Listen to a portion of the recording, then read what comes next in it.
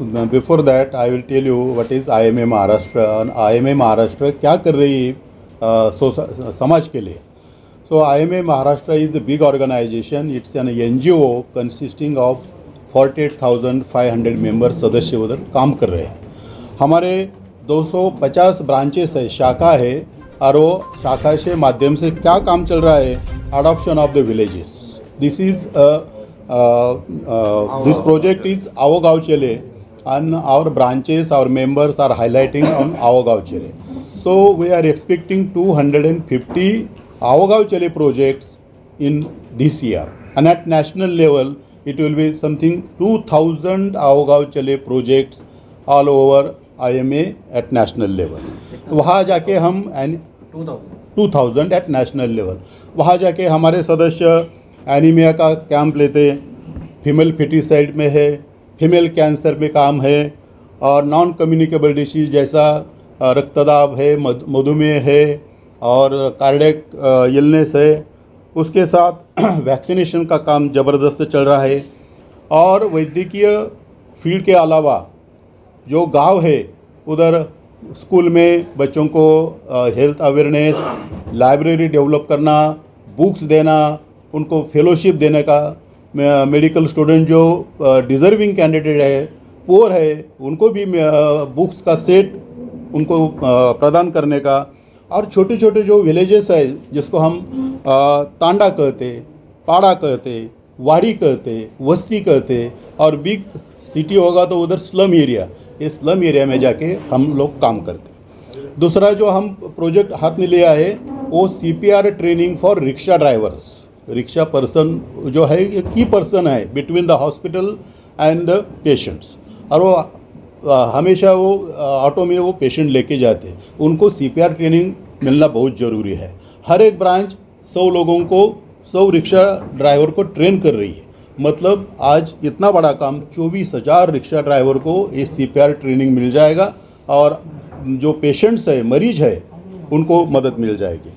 Third is untrained nurses. हमने क्या किया, बहुत हॉस्पिटल में जो पारंपरिक सर्विस देने वाले लोग हैं जिनके पास प्रमाण पत्र नहीं है, सर्टिफिकेट नहीं है, लेकिन काम अच्छा है, उनको हमने अभी हफ्ते में एक बार 1 hour scientific training on nursing skills ये शुरू किया है. मतलब 1 लाख पैरामेडिकल और unskilled nurses, paramedical health workers, उनको ये अच्छे तरह से साइंटिफिकली बेस्ड ट्रेनिंग मिल जाएगा. Adoption of TB patients, IMA ये गवर्नमेंट के साथ हैंड इन हैंड काम करती है. जैसा कि हमने HIV एड्स में काम किया है, जैसा कि हमने कोविड में अच्छा काम किया है, वैसा मीजल्स में है, और अब TB में हम काम कर रहे हैं. दवा तो सरकार दे रही है, लेकिन जो न्यूट्रिशनल सपोर्ट पेशेंट को मिलना चाहिए वो 500 रुपया एक पेशेंट को महीने में लगता है, और 6 महीने में 3,000 रुपये लगता है. वो हमारे IMA लोग करते हैं. हर एक ब्रांच ने 5-5 TB मरीज वो अडॉप्ट कर लिए ये ठीक करने के लिए. अगले वाला जो काम है, कोई लोग इच्छा से आनंद वन जाता था, हेमल कसा जाता था, और फिर सर्च में जाता था, वडोदरा में जाता था, काम करता था, सर्विस उधर देता था. लेकिन हमने आज IMA महाराष्ट्र के तरफ से ऐसा टीम बनाया जो सर्विस देगा आनंद वन में जाके, जो सर्विस देगा डेरवन में जाके, जो सर्विस देगा गोंदवले में जाके, जो सर्विस देगा हेमल कसा में जाके. तो ये जो काम है ये अच्छा समाजोपयोगी काम IMA के सदस्य कर रहे हैं. चैरिटी, कम से कम 100 रुपीज़ चैरिटी हर एक डॉक्टर को कम से कम देता है. वो OPD में है, 50 पेशेंट होगा तो एक फ्री जांच करता है, और एडमिट है, ICU है, सर्जरी है, मिनिमम 100 रुपीज़ चैरिटी हर एक डॉक्टर का कंसिडर किया तो there are 4.5 lakh members at national level. और वो रोज का multiplied by 365 days the charity goes to the 12,000 crore. So इतना बड़ा चैरिटी करने वाला एक ही घटक समाज में है जो है इंडियन मेडिकल एसोसिएशन मेंबर. और आखिरी IMA और क्या कर रहे. IMA कोविड काल में हमने देखा वेंटिलेटर मिल नहीं रहे थे, ऑक्सीजन सैचुरेशन कॉन्सेंट्रेटर मिल नहीं रहे थे, लेकिन आज जहाँ भीड़ है, जहाँ क्राउड है, जहाँ पब्लिक प्लेसेस है वहाँ IMA ने ऑक्सीजन कॉन्सेंट्रेटेड रखा है। जो कि एयरपोर्ट उधर ऑक्सीजन कॉन्सेंट्रेटेड दिखाई देगा, वो जहाँ भीड़ है, रास्ता है, IMA का बड़ी ब्रांच है, वहाँ ऑक्सीजन कॉन्सेंट्रेट देखा। ये अलग तरीक़े का काम IMA महाराष्ट्र आज कर रही है। और ये सब करते हुए हमें आपको बताना पड़ता है, क्योंकि हमारी बहुत समस्या है। ये तो करते मानवता के कल्याण के लिए ये सब करते, लेकिन ये करते हुए हमारे जो नर्सिंग होम चलाने वाले डॉक्टर्स हैं, सिंगल क्लिनिक चलाने वाले डॉक्टर्स हैं और बड़ा अस्पताल चलाने वाले भी डॉक्टर्स हैं, वो बॉम्बे नर्सिंग होम का रजिस्ट्रेशन हो, उनका रिन्यूअल हो, फायर का हो, there are many hospital issues, pollution control का हो, और भी है, क्लिनिकल इस्टेब्लिशमेंट है, स्किल स्टाफ के अवेलेबिलिटी है, इसके ऊपर हमारा झमेला चल रहा है। मतलब ये सुविधा जब हमें मिल जाएगी तो अच्छा तरह से काम ये IMA वर्कर कर सकेंगे। ये कहते हुए हमें ये भी होता है कि देयर आर मिसकम्युनिकेशन, समटाइम लोगों का एक्सपेक्टेशन ज़्यादा होता है और वो हॉस्पिटल में अटैक करते हैं, हमारे डॉक्टर्स पर अटैक करते हैं, हमारे हेल्थ केयर पर अटैक करते हैं। ये जो वायलेंस है वो भी नहीं होना चाहिए।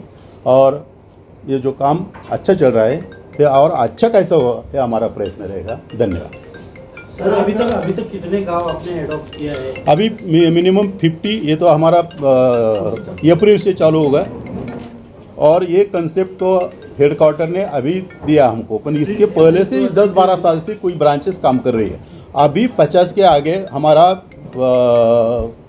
ब्रांचेस इसके ऊपर अच्छी तरह से काम कर रहे हैं। इन ग्रामीण भाग में गए तो बहुत सारे डेली वर्कर्स रहते हैं, मजदूर रहते और फाइनेंशियली उनका बहुत प्रॉब्लम रहता है। जो कंसल्टेंसी सर्विस है उससे वंचित रहते हैं। उनका कंसल्टेंट के आने के लिए 200 रुपये, वहाँ से जांच करने के लिए 200-300 रुपये, मेडिसिन के लिए, तो इनके लिए हम उनके दार पे जाके, उनके घर पे जाके ये सर्विस दें। डॉक्टर शिव कुमार उत्तरे। नहीं, आप अभी इसके ऊपर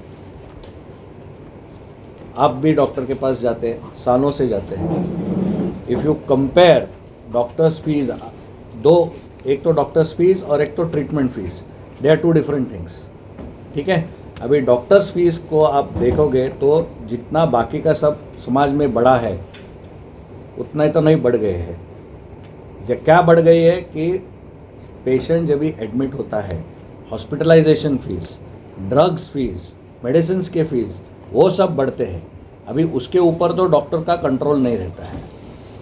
एंड ये जब भी कंपेयर किया जाता है, जो IMA है, IMA is a representative of doctor owned hospitals also. Single doctor owned जो हॉस्पिटल्स वो आपको गली गली और बिल्डिंग में मिलते हैं, उनके हैं।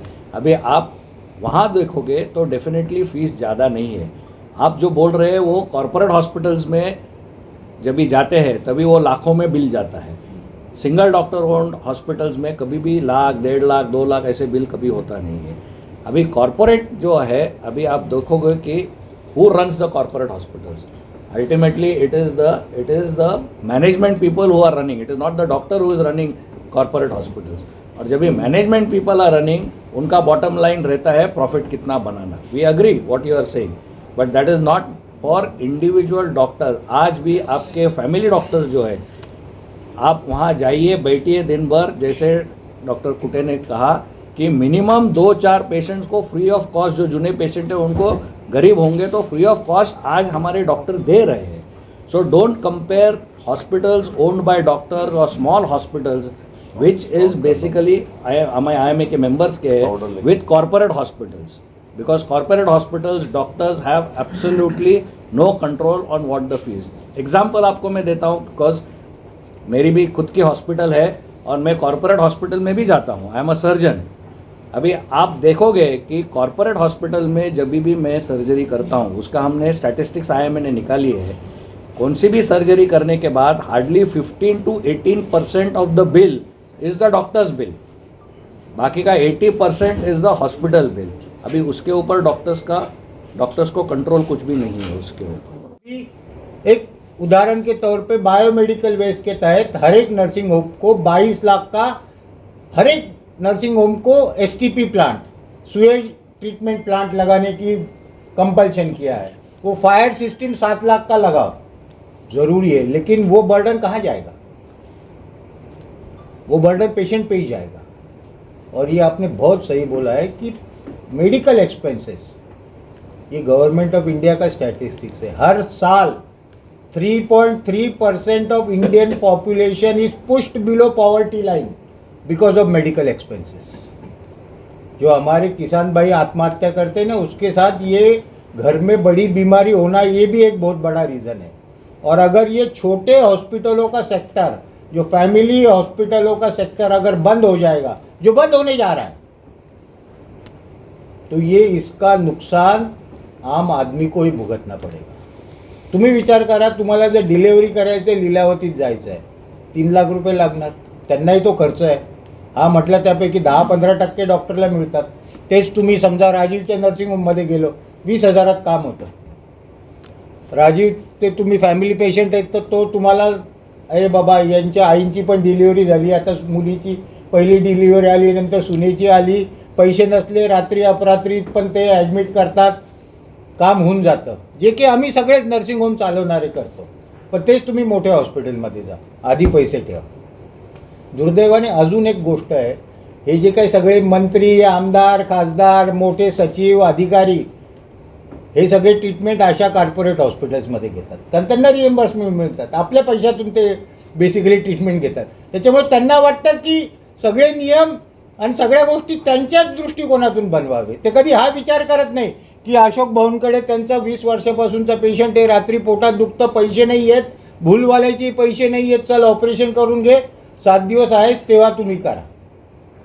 तर ही सगळी परिस्थिती सरकारनी पण, आणि सरकारला स्वतः खर्च करायचा नाही है। आप देख रहे थे YSR न्यूज़, मैं अजीम तांबोली, भाईंदर।